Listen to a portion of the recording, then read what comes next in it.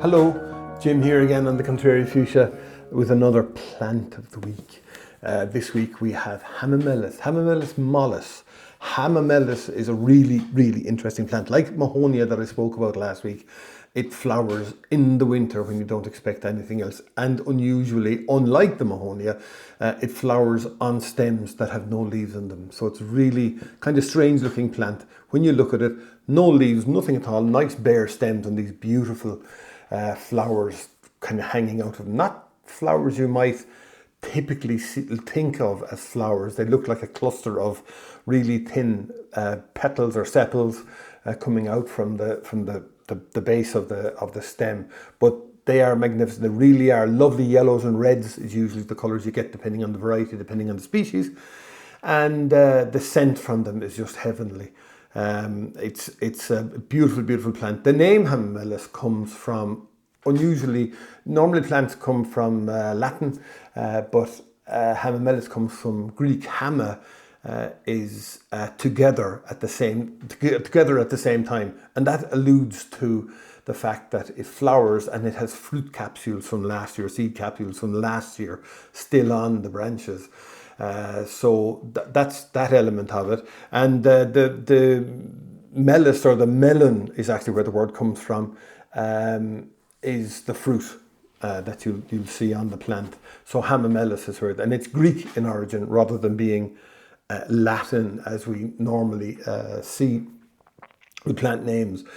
It's also commonly known as witch hazel, and it isn't witch as in, well, it's spelt W-I-T-C-H, but it actually it refers to an Old English word called wice, W-I-C-E, which means it's bendy, not magical. Although we are told the healing properties of witch hazel are magical.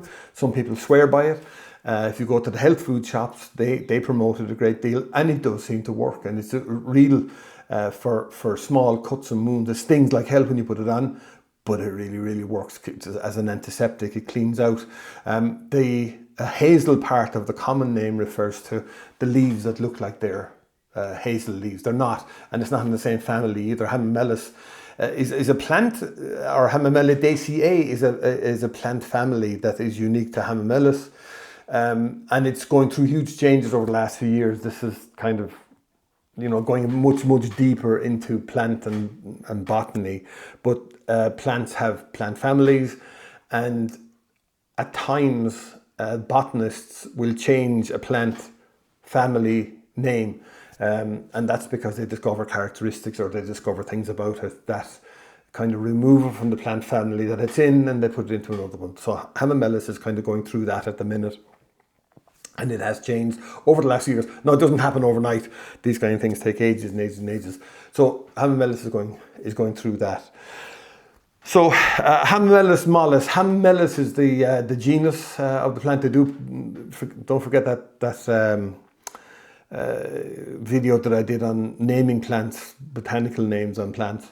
And mollis just means soft, again alluding to the leaves of the Hamamellis. And they are soft. They're kind of hairy leaves. They are soft. And there are other Hamamellis that you will get as well in garden centres and places, particularly gardens. Go to the garden centre to buy your plants, to be fair. You'll find somebody there who knows what they're talking about. So go to the garden centres and you'll find Hamamellis mollis, Hamamellis japonica, which is from Japan, Hamamellis virginiana, which is from North America, and the other very common one is Hamamellis cross intermedia. Now, in the video about explaining plant names, I mentioned the fact that if you cross two species of the same genus, so if you have two Hamamellis plants and you cross them and they're different species, they develop a new name because they develop a new plant with new characteristics, maybe new coloured leaves, maybe new coloured flowers. So Hamamellis mollis and Hamamellis japonica crossed means you have Hamamellis cross intermedia, and then you have varieties in that on top of it. So there are a lot of if you get into plants like that and you're going into that kind of depth, then you're really taking it to the extreme. It's incredibly interesting, but for your ordinary gardener, probably unnecessary. The plant itself will grow to, will grow to 4 meters in height, which is quite big, but I've never seen one that big, except it's growing in absolutely perfectly ideal conditions, and it's, it's ultimately perfectly minded and looked after. But in your own garden, it's unlikely to grow to that. I would say it would grow to 1 meter, maybe 2 meters, and maybe 1.5 meters even in height, and that'd be about the most of it.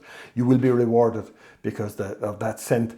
It does like, as I said, acid to neutral soil, but more acid than neutral. That's the ideal conditions. And in spring and summer, you have kind of foliage, but in autumn you have magnificent autumn colours. And then afterwards, when the leaves completely fall off, you get the beautiful scent from the flowers, which are there at this time of the year. So a deciduous shrub, originally from China, but you can happily grow them in this country. It is tolerant to any frosts that we're likely to get here. Plant it correctly, go to the garden centre, get all the advice, stick it in the ground, put up the photos, and let me know how you get on. That's this week's Plant of the Week. This is Jim, and thanks for watching The Contrary Fuchsia.